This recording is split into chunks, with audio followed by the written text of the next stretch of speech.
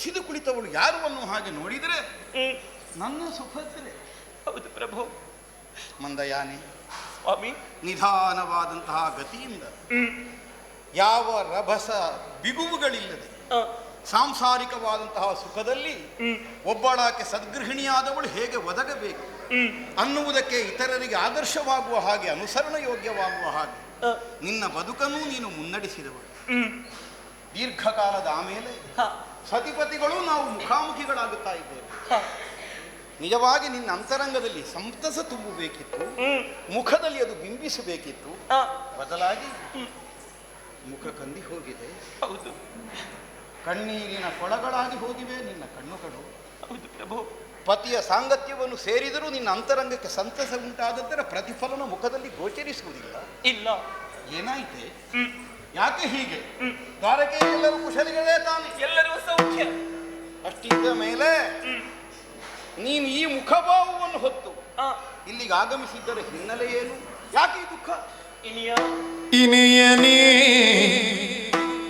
ಲಾಲಿಸಯ್ಯ,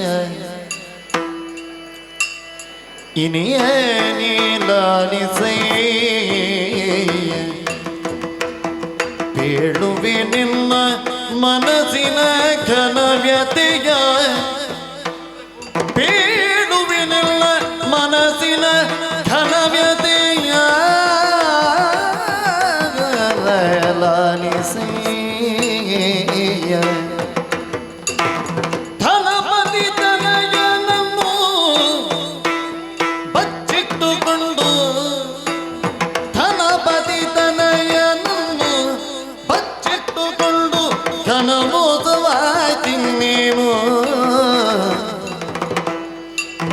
ಧನಪತಿ ತನಯನನ್ನು ಬಚ್ಚಿಟ್ಟುಕೊಂಡು ಘನಮೋಸವಾಯ್ತಿನ್ನೇನು, ಇನ್ನೇನು.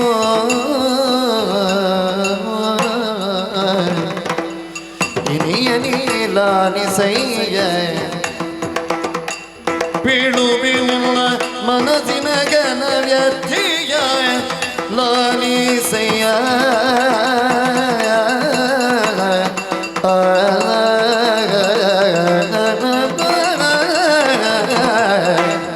ಲಾಲಿಸಯ್ಯ, ಲಾಲಿಸಯ್ಯ.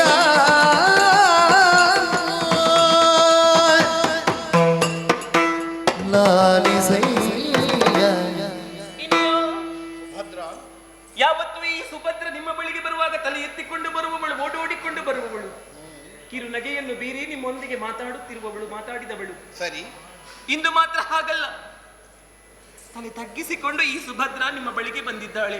ಅದೇ ನನಗೆ ಊಹಿಸುವುದಕ್ಕೆ ಸಾಧ್ಯವಾಗದೇ ಇದ್ದದ್ದು ಏನೆಂದು. ಹೆಣ್ಣಾದವಳು ಅಥವಾ ಪತ್ನಿಯಾದವಳು ತನ್ನ ಮನಸ್ಸಿನಲ್ಲಿ ಅದೆಷ್ಟೇ ನೋವುಗಳಿದ್ದರೂ ಕೂಡ, ಸಂಕಷ್ಟಗಳಿದ್ದರೂ ಕೂಡ ಗಂಡನ ಎದುರು ತೋರಿಸಿಕೊಳ್ಳುವುದಿಲ್ಲವಂತೆ. ಎಷ್ಟೇ ನೋವಿದ್ದರೂ ಕೂಡ ಅದನ್ನೆಲ್ಲವನ್ನು ಅದುಮಿಟ್ಟುಕೊಂಡು ಕಷ್ಟಪಟ್ಟು ನಿಮ್ಮ ಬಳಿಗೆ ಬಂದೆ ಸ್ವಾಮಿ ನಾನು. ಯಾಕೆ? ಏನು ಏನು ನಿನ್ನ ಸಂಕಟ? ಆದರೂ ಆ ನೋವನ್ನು ಹೇಳದೆ ಈ ಸಂದರ್ಭದಲ್ಲಿ ವಿಧಿ ಇಲ್ಲ ನನಗೆ ಸ್ವಾಮಿ. ಇಲ್ಲಿಗೆ ಬಂದಾಕ್ಷಣವೇ ಎಲ್ಲ ಮುಖವೂ ಕೂಡ ನನಗೆ ಹಳೆ ಪರಿಚಯ, ಎಲ್ಲವೂ ಪರಿಚಯ ಮುಖಗಳೇ ಇರುವುದು. ಹೌದು. ಧೌಮ್ಯ ಮಹರ್ಷಿಗಳಿದ್ದಾರೆ, ಧರ್ಮರಾಯರಿದ್ದಾರೆ, ಎಲ್ಲರೂ ಇದ್ದಾರೆ, ಎಲ್ಲರೂ ಪರಿಚಯಿಸ್ತಾರೆ. ಆದರೆ ಒಂದು ಮುಖ ಮಾತ್ರ ಅಪರಿಚಿತವಾಗಿದೆ ನನಗೆ. ಯಾವುದು? ನನ್ನನ್ನು ಕಂಡಾಗ ಆ ಕಡೆ ಈ ಕಡೆ ಹೋಗುತ್ತಾ ಇದ್ದಾನೆ. ಯಾರವನು? ಓ, ಧನಪತಿಯ ಸುಕುಮಾರ, ಗಯ ಅಂದವನ ಹೆಸರು. ಗಯ ಅಂದ್ರೆ ಅವನೆಯಾ? ಪ್ರಭು, ಅವನ ವಿಚಾರವಾಗಿಯೇ ನಾನು ಇಲ್ಲಿವರೆಗೆ ಬರಬೇಕಾಯಿತು. ಅವನ ವಿಚಾರವಾಗಿ? ಹೌದು. ಯಾಕದು? ಸ್ವಚ್ಛಂದವಾಗಿ ಹರಿಯುವಂತಹ ನೀರಿಗೆ ಒಂದು ಸಣ್ಣ ಕಲ್ಲು ಬಿಸಾಡಿದರೆ ಸಾಕು, ತರಂಗಗಳೇ ಮೇಲೆ ಇಳುತ್ತದಲ್ಲವೇ? ನಿಶ್ಚಲವಾಗಿದ್ದ ನೀರಾದರೂ ಸಂಚಲನೆಯನ್ನು ಹೊಂದುತ್ತದೆ ಅಲ್ವೇ? ಇಂದು ಹಾಗೇ ಆಯಿತು. ಆ ತುಂಟ ಗಯ ನಮ್ಮ ಸಂಸಾರ ಎನ್ನುವಂತಹ ಈ ಸ್ವಚ್ಛವಾದಂತಹ ನೀರಿನಲ್ಲಿ ತರಂಗಗಳನ್ನೇ ಎಬ್ಬಿಸಿ ಬಿಟ್ಟನಲ್ಲ, ಅಲೆಗಳನ್ನೇ ಎಬ್ಬಿಸಿ ಬಿಟ್ಟ. ಬದುಕು ಅನ್ನುವುದು ನಿತ್ಯ ನೀರಲ್ಲ, ಸದಾಕಾಲ ವ್ಯತ್ಯಸ್ತವಾದಂತಹ ಸ್ಥಿತಿಗತಿಗಳನ್ನು ನಾವು ಒಪ್ಪಿಕೊಳ್ಳಲೇಬೇಕಾಗುತ್ತದೆ. ಈಗ ಅಂತಹ ತಂತ್ರತೆ ಆತಂಕಾಲ ಯಾಕೆ ಬಂತು?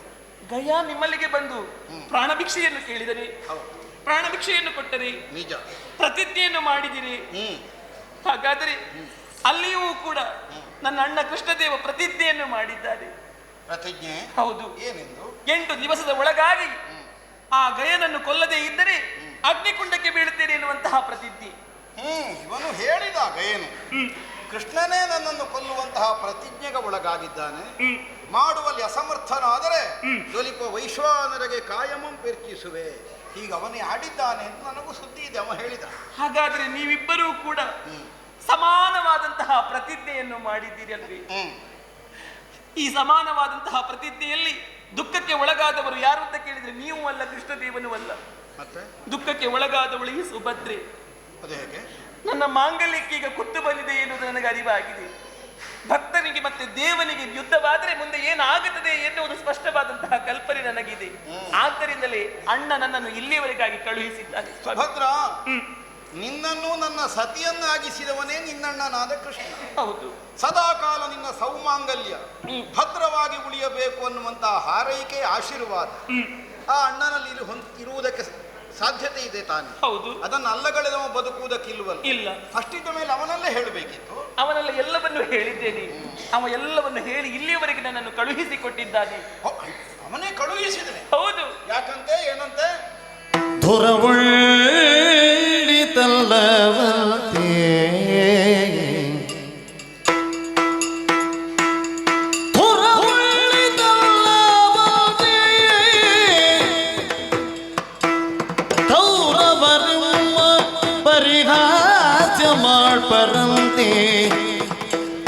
ಕೌರವರೆಮ್ಮ ಪರಿಹಾಸ್ಯ ಮಾಡ್ಬರಂತೆ ಧುರವುಳ್ಳಿತಲ್ಲವಂತೆ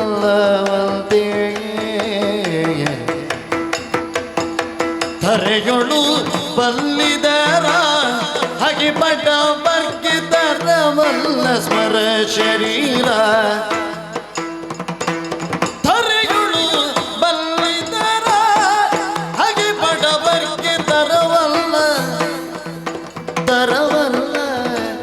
ತರವಲ್ಲ ಸ್ಮರ ಶರೀರ ಇನಿಯ ನೀಲಾನಿಸಯ್ಯ ಪೀಡುವೆ ನಿನ್ನ ಮನಸ್ಸಿನ ಘನ ವ್ಯತೆಯ ಲಾನಿಸಯ್ಯ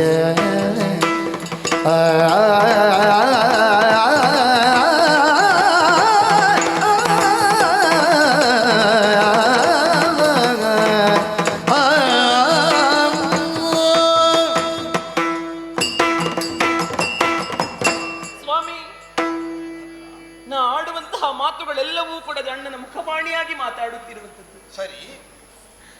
ಒಂದು ವೇಳೆ ನೀವಿಬ್ಬರು ಸಮಾನವಾದಂತಹ ಪ್ರತಿಜ್ಞೆಯನ್ನು ಮಾಡಿ ದುರಕ್ಕೆ ಇಳಿದರಿ ಎಂದಾದರೆ ಮುಂದೆ ಏನಾಗಬಹುದು ಎನ್ನುವುದನ್ನು ಸ್ಪಷ್ಟವಾಗಿ ಆಲೋಚಿಸಿ ಸ್ವಾಮಿ.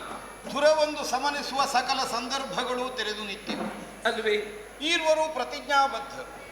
ಇಬ್ಬರಿಗೂ ಅವರವರ ಪ್ರತಿಜ್ಞೆಯಿಂದ ಹೊರಗೆ ಬರ್ಲಿಕ್ಕಾಗುವುದಿಲ್ಲ ಅಲ್ವೇ? ಸಹಜವಾಗಿ ಸಂಘರ್ಷ ಆಗ ಒದಗುತ್ತದೆ ಅಲ್ವೇ? ಏನಾಯ್ತು ಈಗ ಯುದ್ಧ ಅಂದ್ರೆ? ಜಯ ಯಾರ ಪಾಲಿಗೆ ಆಗುತ್ತದೆ ಎನ್ನುವಂತಹ ಸ್ಪಷ್ಟ ಕಲ್ಪನೆ ಇಲ್ಲವೇ? ಅಶಾಂತಿ ಎನ್ನುವಂತಹ ಹೊಲದಲ್ಲಿ ದ್ವೇಷ ಎನ್ನುವಂತಹ ಬೀಜವನ್ನು ಬಿತ್ತಿ ಕಲಹ ಎನ್ನುವಂತಹ ಉಳುಮೆಯನ್ನು ಮಾಡಿ ರಕ್ತ ಎನ್ನುವಂತಹ ನೀರನ್ನು ಹರಿಸಿದರೆ ಮತ್ತೆ ಹುಟ್ಟುವುದು ಅಶಾಂತಿಯೇ ಅಲ್ಲವೇ? ಹಾಗೆಯೇ ಆಗುತ್ತದೆ ಸ್ವಾಮಿ. ನೀವೀಗ ನನ್ನ ಅಣ್ಣನೊಡನೆ ಯುದ್ಧವನ್ನು ಮಾಡುವುದಕ್ಕೆ ಹೊರಟ್ರೆ ಆ ಕೌರವರು ಪರಿಹಾಸ್ಯ ಮಾಡುವುದಕ್ಕೆ ತೊಡಗುತ್ತಾರೆ.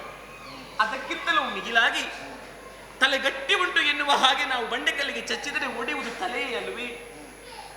ಬಡವರಾದಂತಹ ನಮಗೆ ಈ ಯುದ್ಧವೆಲ್ಲ ಬೇಕೇ ಸ್ವಾಮಿ? ಬಲ್ಲಿದರೊಡನೆ ಹಗೆತನವನ್ನು ಕಟ್ಟಿಕೊಂಡರೆ ಅದು ನಮ್ಮಿಂದ ಜಯಿಸುವುದಕ್ಕೆ ಸಾಧ್ಯ ಇಲ್ಲ ಸ್ವಾಮಿ. ಬಡವ ತಿರುಗಿ ಬಿದ್ದರೆ ಒಡವ, ಅವ ಅಗ್ನಿ ಆಗಬಹುದು.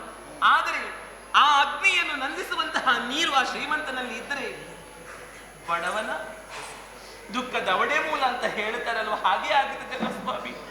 ಹಾಗಾಗಿ ದೂರ ಒಳ್ಳಿತಲ್ಲವಂತೆ. ಕೌರವರು ನಮ್ಮನ್ನು ಪರಿಹಾಸ್ಯ ಮಾಡುತ್ತಾರಂತೆ.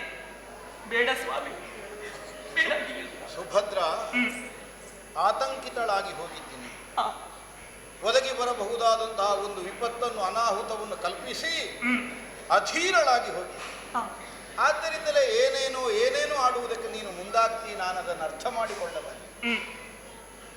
ಯಾರು ಬಡವರು, ಯಾರು ಶ್ರೀಮಂತರು, ಕೇವಲ ಸಂಪತ್ತಿನ ದೃಷ್ಟಿಯಿಂದ ಅಲ್ವಲ್ಲ ಅಳೆಯಬೇಕಾದದ್ದು. ಕ್ಷಾತ್ರ ಧರ್ಮಾನುಸಾರವಾಗಿ ಸಂರಕ್ಷಿಸ್ತೇನೆ, ಹೀಗೆ ಪ್ರತಿಜ್ಞಾಬದ್ಧನಾಗಿ ಗಯನನ್ನು ನಾನು ಉಳಿಸಿಕೊಂಡ. ಉಳಿಸಿಕೊಳ್ಳುವಲ್ಲಿ ಕ್ಷಾತ್ರ ಪಂಥದಲ್ಲಿ ನಮಗೆ ಬಡತನ ಉಂಟೆ ಅನ್ನುವುದು ಪ್ರಶ್ನೆ, ಅದಿಲ್ಲಲ್ಲ. ಅದಿಲ್ಲ.